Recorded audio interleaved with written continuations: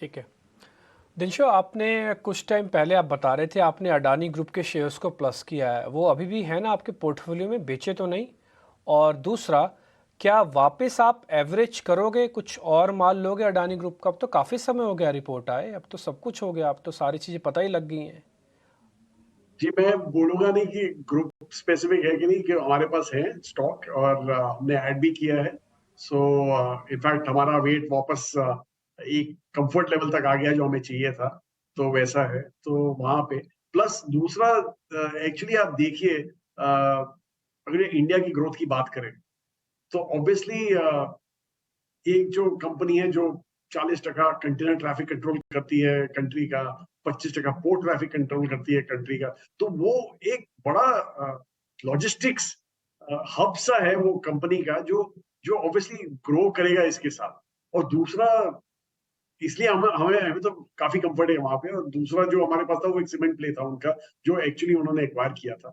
तो यही दो कंपनियां हमारे पास, so and we are quite comfortable. बताइए कि आपके पोर्टफोलियो में कुछ एपीआई रिलेटेड फार्मा कंपनीज हैं मिड टीयर, जैसे लॉरस, और सिप्ला भी है बड़ी। इस बार सिप्ला ने बड़ी शानदार कमेंट्री दी डीआरएल के साथ, और पूरा सेक्टर, एक दिन तो पूरा सेक्टर गेन कर गया था। लॉरस की भी कमेंट्री छावा साहब का परसों ही बैठे थे हमारे चैनल पे। मैं इन दोनों स्टॉक्स के बारे में आपसे बात नहीं करना चाहता, लेकिन कैटेगरीज के बारे में बताइए। फार्मा एक्सपोर्टर्स कैसे दिखते हैं, और मिड टीयर फार्मा कंपनी जहां एपीआई प्ले भी है, थोड़ी आरएनडी भी है, कैटेगरीज कैसी दिख रही हैं?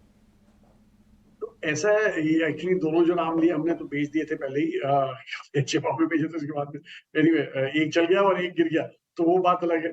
पर द पॉइंट इज के एक्चुअली हमारा क्या व्यू था, ये था कि जो यूएस में जो प्रेशर दिख रहा है वो, मतलब जेनरिक स्पेस में, वो कंटिन्यू रहेगा। और वो एक्चुअली कंटिन्यू रहा। एक्चुअली एक बड़ी कंपनी ने अपना केस एक फॉर्म फाइल किया था यूएस में रिसेंटली, जो यूएस इंडिया की कंपनी है, और उसमें भी हमने देखा कि 8-9% प्राइस कंप्रेशन उनका है उस क्वार्टर में।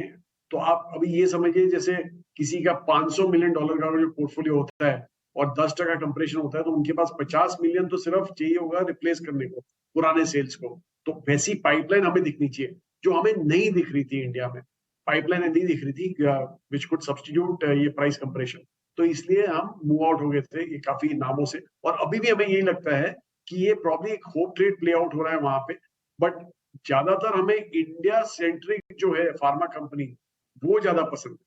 तो इसलिए हम वहां उस स्पेस में हम नाम ढूंढ रहे हैं जहां पे वी कैन इन्वेस्ट।